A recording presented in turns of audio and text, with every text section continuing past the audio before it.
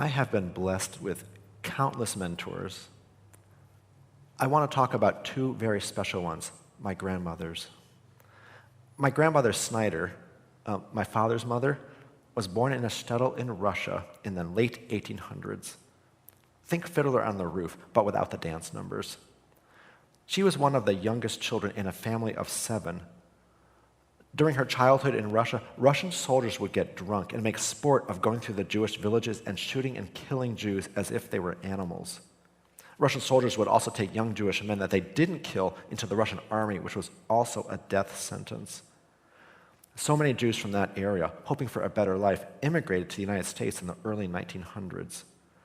One member of a family would immigrate first, and when they saved enough money, they would finance the immigration of the next until the entire family was brought over. Grandma Snyder's older brother, Sam Wasserman, was the first, and they succeeded in bringing every family member to the United States, including their mother, Hannah Wasserman, my great-grandmother on my father's side. According to my father, Hannah was a lawyer in the old country and settled disputes according to Jewish law. From what my father tells me, she was a formidable woman. In this picture of the Wasserman family, she's in the light-colored clothing in the foreground. Formidable. But I didn't know her personally. I did, however, know Grandma Snyder personally. She was and is one of the angels of my life. To describe her, she was short, had these long earlobes.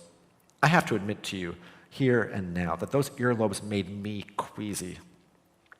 She would hug me and call me bubula, and the Yiddish word for darling, and she smelled a mix of old human being and some kind of soap. She spoke English, Yiddish, and Russian. She had one leg that was shorter than the other leg, and she had these special shoes in which the sole was built up several inches high that would, this would make up for her length difference in her legs. What caused this? I was told that it was a result of her being bitten by a goose when she was a child. Now, I've done a little research on this. I can't find any evidence, either empirical or anecdotal, that a goose bite can shorten a human leg. Nonetheless, my father and all of my relatives on his side insist that this is precisely what happened. Now, my parents would take me over to her house, which was located behind Snyder's Market, the family business. A lot of good memories there. And Grandma Snyder would make lunch for us, hot dogs that she called Jewish hot dogs. Now, I'm pretty sure that they were just hot dogs that had been boiled in water. It's possible that they were kosher and she didn't know the English word for kosher. Or more likely, she didn't think that we kids would understand the word kosher. So Jewish hot dogs they were. Those hot dogs were some of the most delicious food that I've ever eaten. She cried tears of joy easily. I would be put on the piano to play my most recent pieces for her, and she would be spellbound as if I were a concert pianist. It was an awesome experience being viewed by her as a miracle, a talented one at that. Occasionally, she would tell us kids a little bit of her life in the old country. Even as a child, I knew that it was a painful topic for her. She did tell us that the floors in the old country were made of dirt. The winters there were so cold that you could toss boiling water out the window and it would freeze before it hit the ground. Villagers would never go out at night by themselves because the risk of freezing to death when you're alone was too high. Once, she told us kids about her arrival to this country, about pulling up into the New York harbor in one of these big ships. It happened to be the 4th of July, and the ship was not able to dock. And so she watched the fireworks over the Statue of Liberty from the ship's deck. I couldn't have made this up. And I don't think she could have made it up either. And as I think about it, it's incredibly picturesque, almost Hollywood.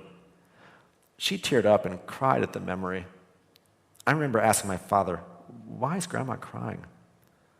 I didn't understand then how tears could be from anything other than physical pain. I understand now. Grandma Snyder was a paragon of warmth and love. She had a gentle and soft voice. She was always smiling and never yelled or lost her temper. She was the most generous and giving person I have ever known. I asked my father, Was Grandma really that happy and appreciative of her life? I was expecting a little nuance from him, maybe a memory of some family scandal. But he just said she was actually that happy and that appreciative of her life. He said that she considered herself extremely fortunate. She never imagined that she would have the opportunities and the life that would occur in the United States, and she never forgot what would have happened if her brother had not immigrated and brought the family over. She had also considered herself ugly and thought that she would never get married, especially because of that short leg.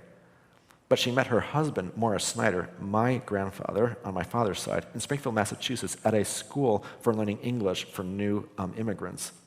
He had also immigrated to the United States under similar circumstances to hers. According to my father, Morris asked for Stella's hand in marriage from her older brother, Sam Wasserman, only 2 weeks after they had met.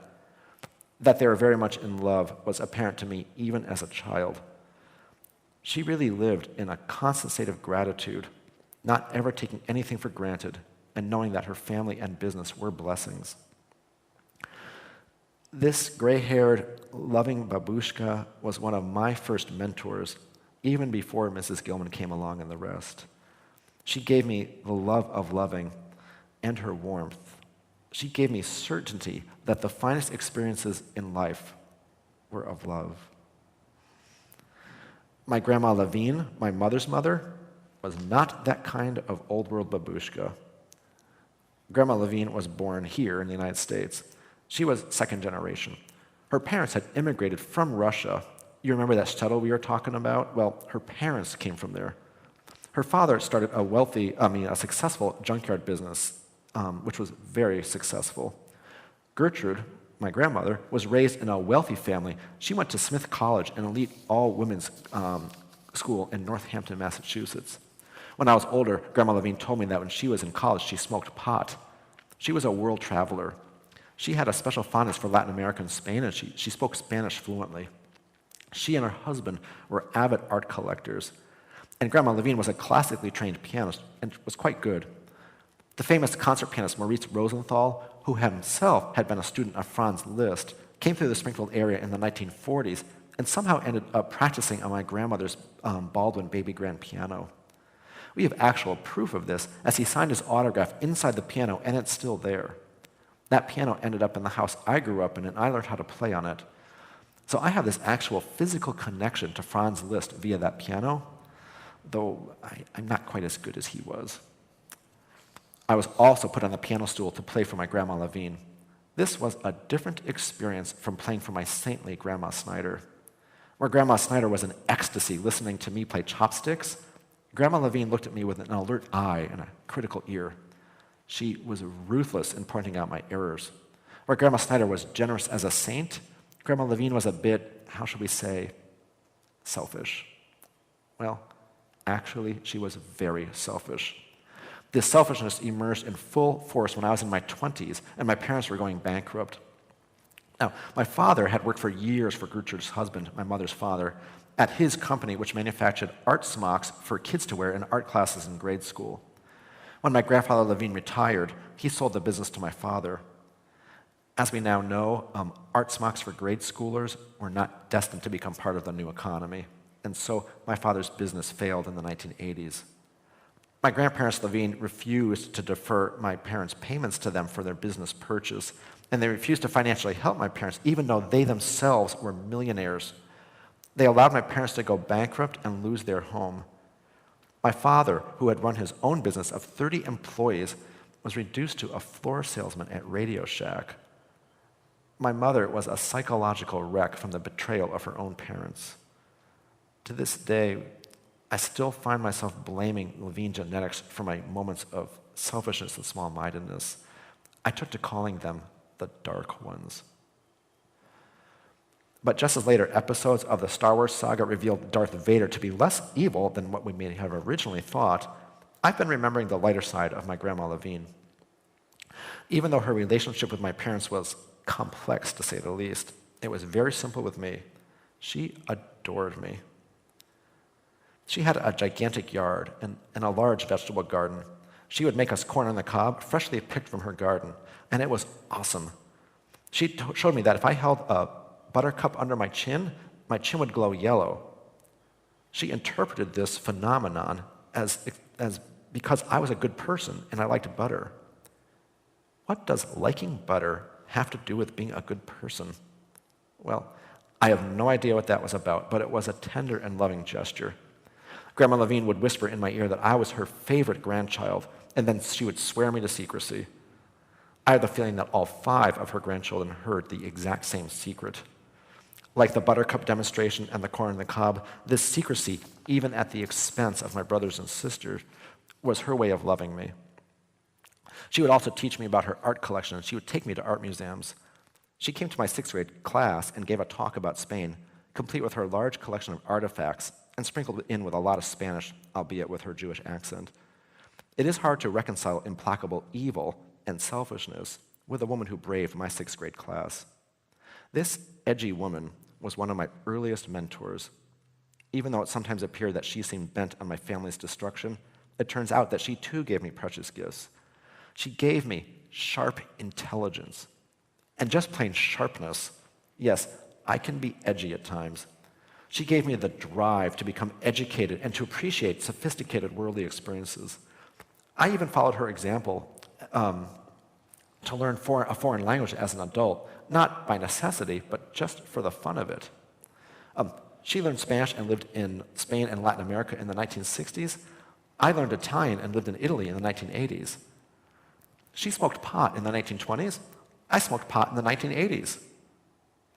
Christopher and Rose, if you're seeing this, note, there are some traditions that are better not repeated.